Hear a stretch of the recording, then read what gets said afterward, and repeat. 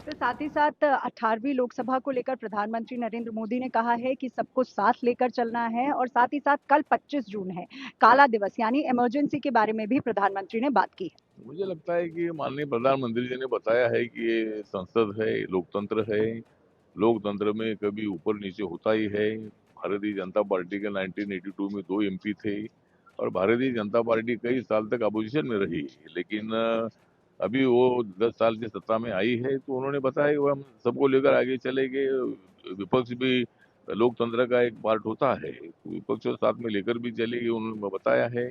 और 25 जून जो दिन है, इंदिरा गांधी जी ने इमरजेंसी लागू की थी, लोकतंत्र की धज्जियां उड़ाई थी, संविधान की धज्जियां उड़ाई थी, इसीलिए इसको काला दिन उन्होंने बताया। ये बात सही है। हमारे साथ कांग्रेस के वरिष्ठ नेता नासिर हुसैन साहब हैं। नासिर जी की क्या स्ट्रेटेजी रहने वाली है?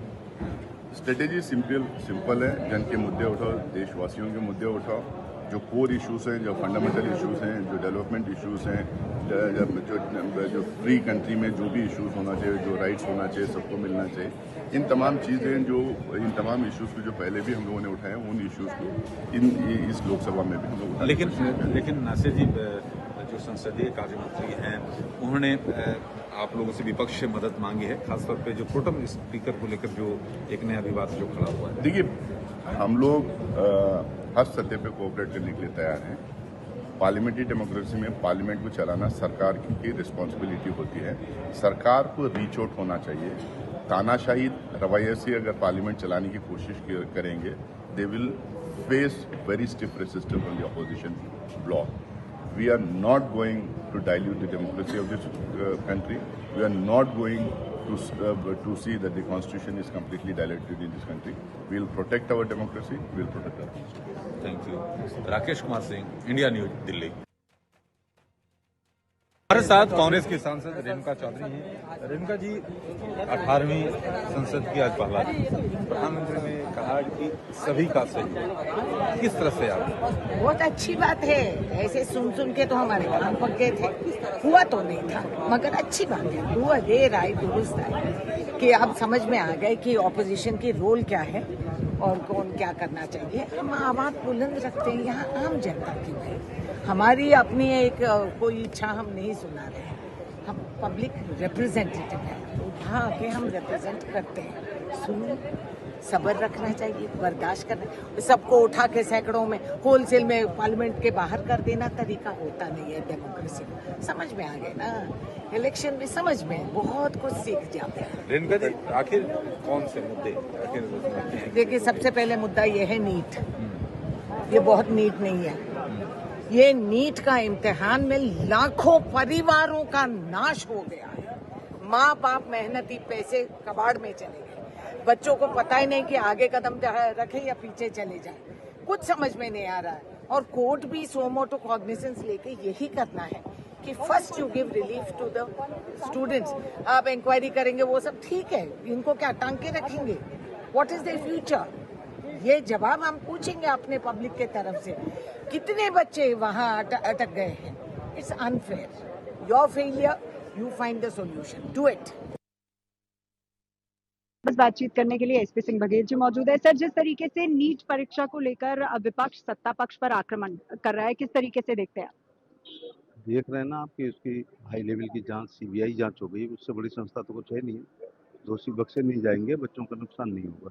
सर, साथ ही साथ प्रधानमंत्री नरेंद्र मोदी ने कहा है कि 18वीं लोकसभा है, सभी को साथ लेकर चलना है और साथ ही साथ 25 जून का जिक्र जरूर उन्होंने कहा है कि काला दिवस था। किस तरीके से कल 50 साल हो जाएंगे? हाँ, मुझे याद है जो राहुल गांधी जी संविधान की कॉपी लेकर के जनसभाओं में जा रहे थे, श्री अखिलेश यादव उनके सहयोगी थे। नई पीढ़ी को बताना चाहूँगा कि 25 जून 1975 को श्रीमती इंदिरा गांधी ने आपातकाल लगाया था और उस समय सोशलिस्ट पार्टी के विधायक बीकेटी के श्री मुलायम सिंह यादव जी को 19 महीने जेल भेजा था। अखिलेश जी को याद रखना चाहिए। तो जिन्होंने संविधान की अवहेलना की, विचार अभिव्यक्ति की स्वतंत्रता नष्ट की, प्रेस की सेंसरशिप लगाई, मुझे याद है कि दुष्यंत ने एक शेर लिखा था कि मत कहो आकाश में कोहरा घना है, यह किसी की व्यक्तिगत आलोचना है। अगर उस जमाने में कोई ये कह देगा कि आसमान में कोहरा है तो इंदिरा गांधी उसको भी बंद कर देती कि आप हमारी सरकार की आलोचना कर रहे हैं। नंबर 2 बात, मनु शर्मा जी ने लिखा था कि मौसम की आंखों में नमी है, लगता है आज कोई गमी है, और मेरी मेज पर रखी हुई संविधान की पुस्तक में कुछ पन्नों की कमी है। और आपातकाल याद दिला दूं, दुष्यंत जी ने और कहा था, शायद बाद में नाम बताऊंगा, लेकिन पहले लोग समझें। एक बूढ़ा आदमी है मुल्क में, या यूं कहें इस अंधेरी कोठरी में एक रोशनदान है, वो थे जेपी। तो जेपी से लेके और संघ जनसंघ का मंडल अध्यक्ष और पूरा संघ, सब सोशलिस्ट पार्टी, सब लोगों को जेल भेज दिया था। वो संविधान बचाने की बात कर रहे हैं, ये उनके मुंह से शोभा नहीं देता है। लगातार जिस तरीके से विपक्ष आक्रमण हो रहा है सत्ता पक्ष पे, किस तरीके से आप पूरे इस नीट के बच्चों के भविष्य के साथ खिलवाड़ किया गया है, और जो जो हमारा देश का भविष्य है उसके साथ खिलवाड़ हुआ है, और हम बड़ी मजबूती के साथ पार्लियामेंट में ये मुद्दा उठाएंगे, और जो दोषी हैं उनको सलाखों के पीछे धकेलने का पूरा प्रयास होगा हमारा। सर, साथ ही साथ प्रधानमंत्री नरेंद्र मोदी ने आज बोला है कि कल 25 जून है, काला दिवस के तौर पर मनाया जा रहा है। 50 साल हो जाएंगे इमरजेंसी को, तो अब लोकतंत्र को अब बचाना तो अनअलानी हुई इमरजेंसी लगी हुई है देश के ऊपर। आप तो देखा ही है क्या हालात है, जैसे दुरुपयोग हो रहा है हर बात का। सर, खास बातचीत करने के लिए विवेक ठाकुर जी मौजूद हैं। सर, जिस तरीके से नीट को लेके लगातार आरोप विपक्ष लगाई जा रही है, क्या कहेंगे आप? विपक्ष ये भी तो कम से कम स्वीकारे कि आरोप जो है, अनुसंधान कहाँ जा रहा है? अनुसंधान तो जा रहा है सीधे तेजस्वी यादव के घर पे। इस चीज को स्वीकारे, बोले कि हाँ अनुसंधान उनके घर पे भी जा रहा है, तो सख्त से सख्त कार्रवाई उन पर भी हो।